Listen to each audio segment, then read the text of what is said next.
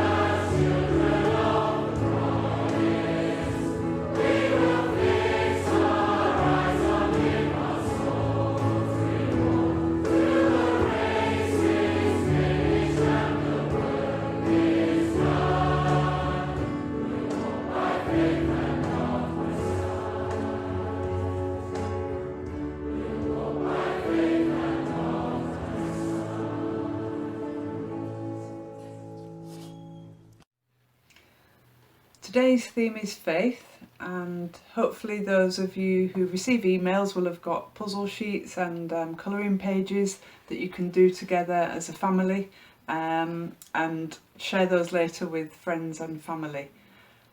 We're just going to enter our time now with prayer, and thank you, Vicky. Father God, we thank you for your word and the message you have for us today. As we contemplate the examples of faith in action, we pray that we too may place our faith completely in you. May we seek you earnestly and develop an ever-growing trust in you. Keep us steadfast and true to all that we have learned of your mercy and grace. May we be nourished by your word and refreshed by your Holy Spirit. May our lives demonstrate a deepening love for you, so that whatever we do will glorify your name. Amen. If you'd like to look in your Bibles, we have our first reading. That's in Hebrews chapter 11, and Malcolm is going to read to us. Good morning. Today's reading is from Hebrews chapter 11, verses 1 to 3 and verse 6.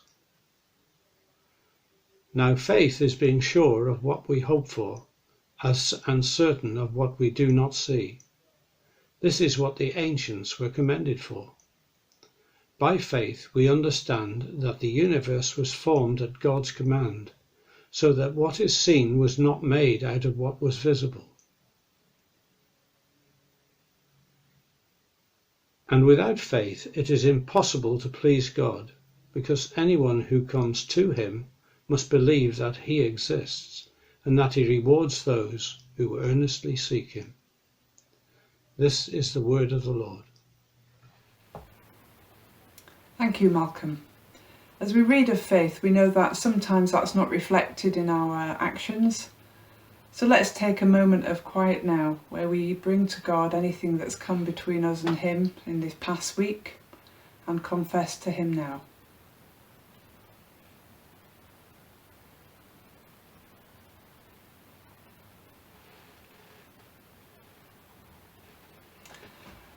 John chapter 1 verse 9 says, if we confess our sins, God is faithful and just to forgive us our sins and purify us from all unrighteousness. Nathan has our second reading in Matthew, and then following that Kevin is going to speak to us. Thank you. Today's reading comes from Matthew chapter 14 verses 22 to 32. Jesus walks on water. Immediately, Jesus made the disciples get into a boat and go ahead of him to the other side, while he dismissed the crowd. After he had dismissed them, he went up on a mountainside by himself to pray. When evening came, he was there alone, but the boat was already a considerable distance from land, buffeted by the waves because the wind was against it. During the fourth watch of the night, Jesus went out to them, walking on water.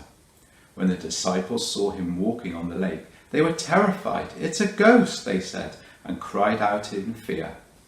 But Jesus immediately said to them, "Take courage, it is I. Don't be afraid." "Lord, if it's you," Peter replied, "tell me to come to you on the water." "Come," he said. Then Peter got out of the boat, walked on the water, and came towards Jesus. But when he saw the wind, he was afraid, and beginning to sink, cried out, "Lord, save me." Immediately Jesus reached out his hand and caught him. "You of little faith," he said, "why did you doubt?" And when they climbed into the boat, the wind died down, and then those who were in the boat worshipping him said, "Truly, you are the Son of God." This is the word of the Lord. Praise be to God. Good morning, everyone. For those of you who don't know, my name is Kevin. I'm a member of the congregation here at St John's in Kenilworth. The topic we are looking at today is faith. And in the two readings we have heard, we have two different examples of faith. In Matthew chapter 14, we saw an example of faith in action, Peter walking on the water. And in Hebrews 11, we read what I would describe as a definition of faith. Let us first consider the definition of faith in Hebrews 11 verse 1. Faith is confidence in what we hope for and assurance about what we do not see. When you look at the key words here, they are confidence, hope, assurance, and then what I would call the unseen. And we can consider each of these in more detail. Hope. Well, hope is really something we want to be the case. I hope you will visit. I hope you are well. I mean, I really want that to happen. I really mean it. That's what hope is. Confidence. Well, the word confidence means we can rely on a feeling or a belief. I am confident that you can do that. It means that I really believe that you are able to accomplish something. I really believe you can do it. And assurance. Well, assurance is really a positive declaration to give you confidence. If we say he drove the car with assurance, it means he gave you confidence in his driving. He's a reliable driver. I would be happy to have a lift with the church, with him at the wheel. So together, these three words are defining what we want to be true, our hope. And then they underline the hope with the assurance that can give us confidence. So the unseen, or it actually says what we do not see, is what really helps us to define faith. Faith is not something tangible. We cannot see faith. We cannot touch faith. If I pick up this Bible, I can feel it, I can see it, I can read it. But faith is not something that's just intangible. Faith is also about the things we cannot see. They are not tangible either. So faith is really something that bridges a gap between the seen and the unseen. So faith is really a verb, something we have or something we do, and rather than something that we don't have or we don't do. And we can see from the verses in Hebrews the importance of faith.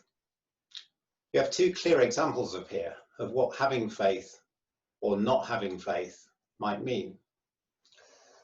In verse 3 it says, by faith we understand that the universe was formed at God's command, so that what is seen was not made out of what was visible. We can see things in the universe, including ourselves, but we cannot see the things that the universe is made from and all of the things that give us life.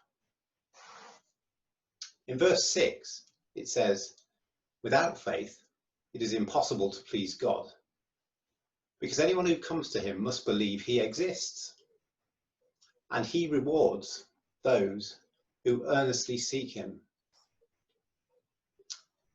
So now if we revisit verse 1 again, we can begin to unravel what that verse is really saying.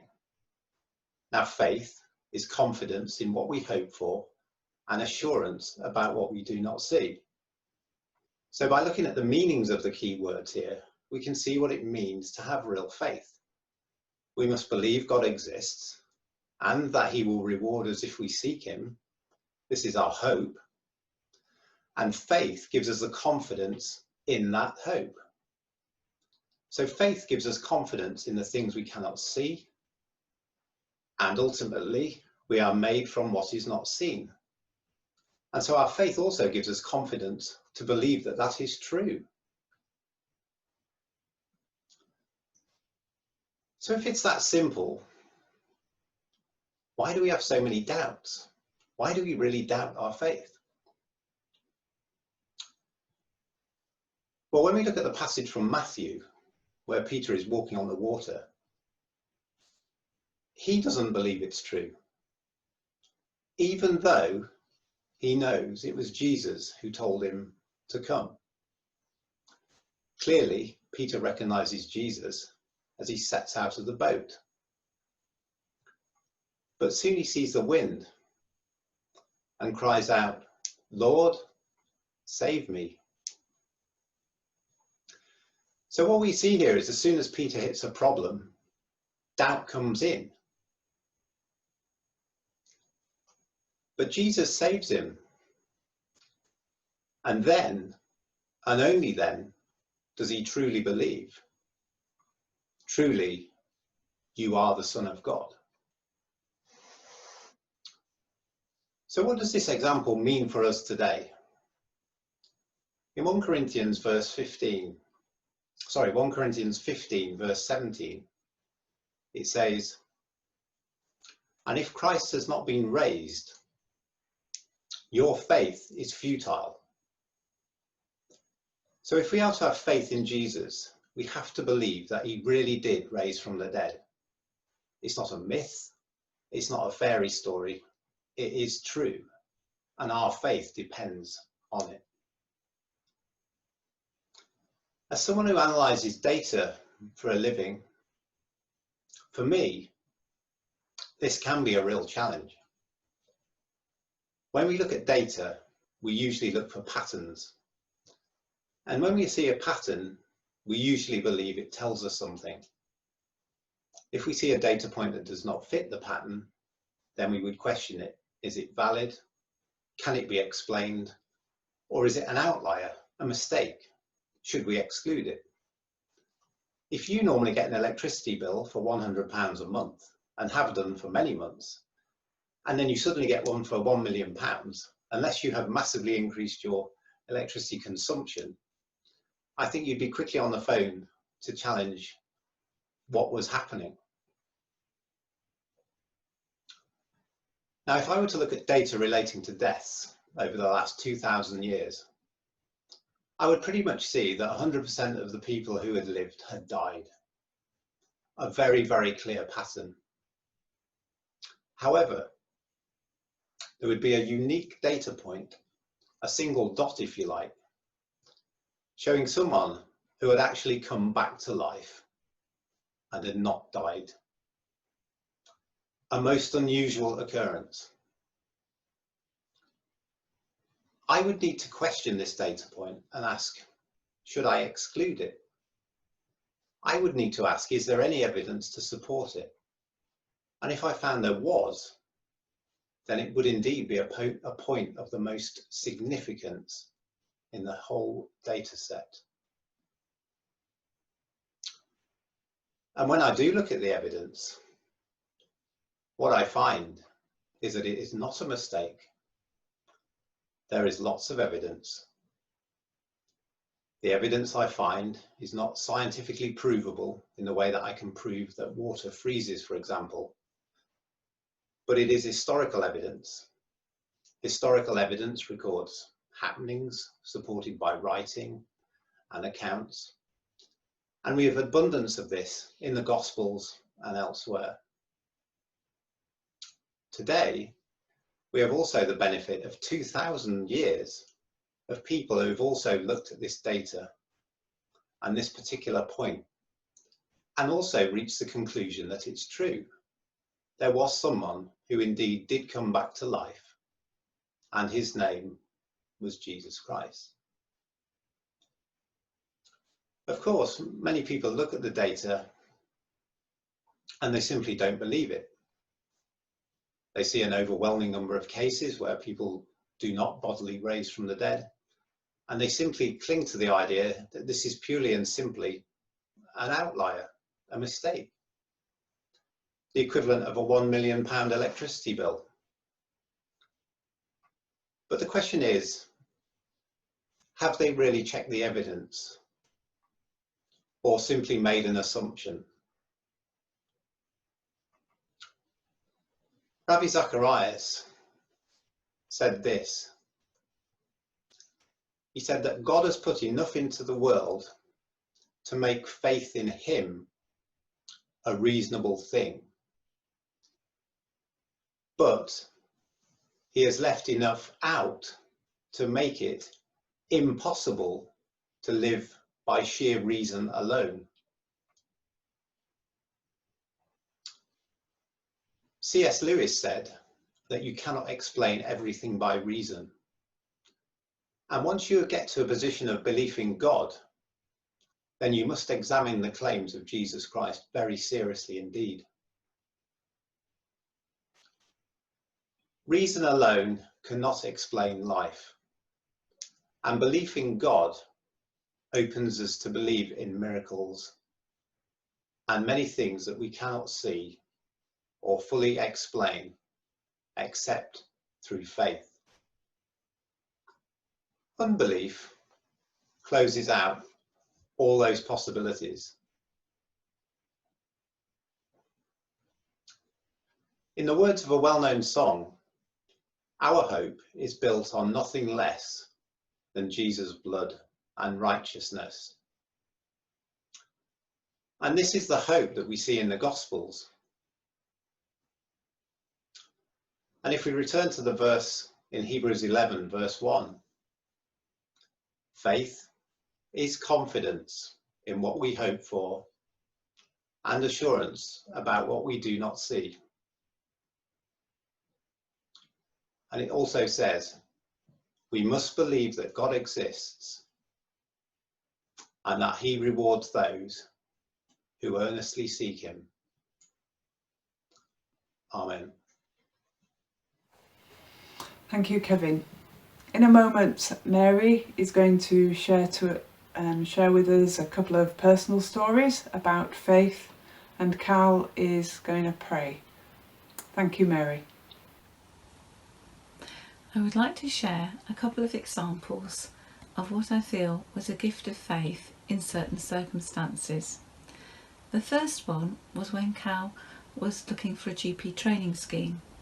He was a newly qualified doctor, and a GP training scheme lasts for about 3 years and consists of a set of different jobs. So, for example, 6 months in paediatrics, 6 months in casualty. And the beauty of the scheme is that you do it all in one hospital, all in one place.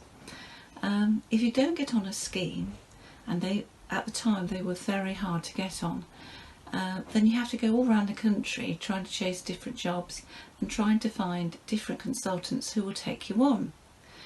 So his best chance of getting on a GP training scheme was at the hospital where he trained and did his house jobs. And it all depended on the reference. And the consultant's secretary told Cal that he had an excellent reference and that he should get the job, that the job was as good as his. So he went to the interview, and I was praying for him, and I felt a sense of unease and a disquiet. And so I started to feel that something had gone wrong in the interview. So I kept praying. And then he was late home, so I worried a bit more, kept praying. And when he came through the door, I was expecting him to come in crestfallen. But actually he came in looking 2 inches taller. And he said to me that in the interview, they grilled him about his faith. And so he stood his ground, but he didn't get the place. So next he applied to Bury St Edmunds GP training scheme, which was where we were living and where I was the curate, so would be the better option, but obviously a much less chance of getting me a place on the scheme. In fact, there were 106 applications for 6 places, but you could only apply for 1 place, so you had to know which rotation you were applying for. And I was praying for him, and he came back from the interview and said that he'd come second. So I had this odd sense of peace about the whole thing, and I said, God is no man's debtor. And I then added, we were cooking, and I added, well, you know, somebody may drop out. And Cal said, no, they're like gold dust to get on. But that is exactly what happened. Somebody dropped out and he got the place. And the second example I'd like to share with you is about when you feel prompted by the Holy Spirit, perhaps to speak to somebody or share Jesus with someone or offer to pray with someone, a friend or a neighbour, and sometimes you even feel prompted to give money to somebody, but it's a gentle prompting, and so often we can be put off by our own self-confidence and the fear that people will rebuff us. But actually the worst thing they usually say is no. But it's amazing how easily we can be put off when we feel prompted, but we're not sure that it's the Holy Spirit. So it's being that prepared to look a fool for Christ, really, and to appear a bit silly, to actually I don't offer somebody a Kit Kat in the street or whatever, but it's, a prompting that God gives you. And in this particular one, it started with a nightmare. And I woke in the night with this bad dream, and I started praying in tongues straight away because I was frightened. And then at the end of praying in tongues, I sort of said, Lord, is there someone I should pray for? And I got the name Ruth really strongly. I was like, poof. And so I started praying for Ruth. And she was a lady who I didn't know very well. She was actually an acquaintance, a friend of a friend. The next morning, the sense of urgency to pray for Ruth had not gone. Now, she had lost a husband a few months before. So I mentioned to Cal that I might go and see Ruth that morning, and he replied that she worked and so wouldn't be in. Now that would normally be enough for me to think, no, I've got it wrong. But the urgency and the prompting was so strong, I then phoned our mutual friend for Ruth's phone number, and she said she works Fridays. So again I thought, oh well, I've got it wrong. But the sense was still there. But disheartened, I phoned her, and I thought, I've got a phone number now, I might as well ring. And she said, well, I normally work Fridays, but I'm in today because I've got to wait in for the electrician. So would you like to come round for coffee? So then I set off, and I was driving to her house, and I prayed in the car, and I was saying, Lord, I don't know why I'm going there. What's this about? And I got to her kitchen, and we were standing in the kitchen. She was making the coffee, and I said, Lord, Ruth, I don't know why I'm here. And she said, but I do. She said, I want you to pray round the house. I want you to pray in the children's bedrooms, and particularly in the room where my husband died. And so that's what we did. And a week later, I phoned her up again, and she said that it had made a big difference. So those are my two examples of what I feel can be when we get given a gift of faith for a particular thing. Thank you. Prayers about faith. A prayer recognising that sometimes we have doubts. Jesus, my Saviour, you came down to earth to save me and told me to have faith in you. You said that with faith I can even say to the mountain, go throw yourself into the sea, and it will be done. My mind knows that if I believe, trust and have faith in you, I will receive whatever I ask for in your name. I believe in you, Jesus. I believe that you are the Lord. You are the God Most High. You are the Creator of heaven and earth. Erase my doubt, Lord Jesus. Take it all away.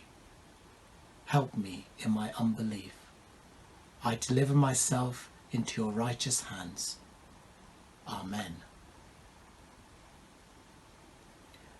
A prayer for unwavering trust in the God of the impossible.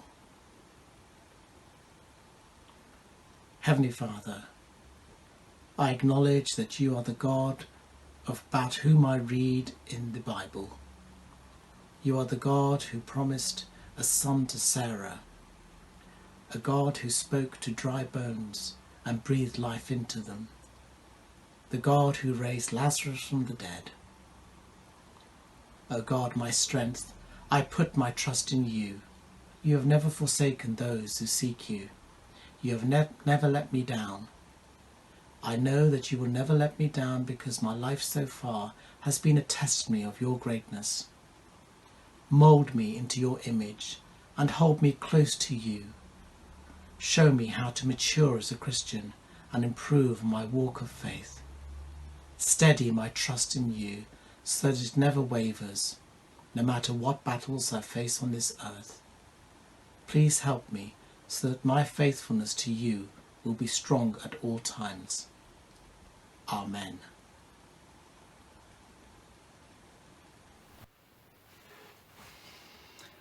Oswald Chambers said that faith is not intelligent understanding, but a deliberate commitment to a person, the person of Jesus. Are you debating whether to take a step in faith today, or do you have questions? If you are, please do get in touch via the church office. The address is on the website, or at the end of the service, details will be shown. So as we end today, let's use this final song as a time to reflect and respond. Have a great week. Bye. Come on, every voice. My hope is built on nothing less than Jesus' blood and righteousness. I dare not trust the sweetest friend, but wholly trust in Jesus' name. Christ alone, cornerstone, weak made strong in the Savior's love. Through the storm, He is the Lord, Lord of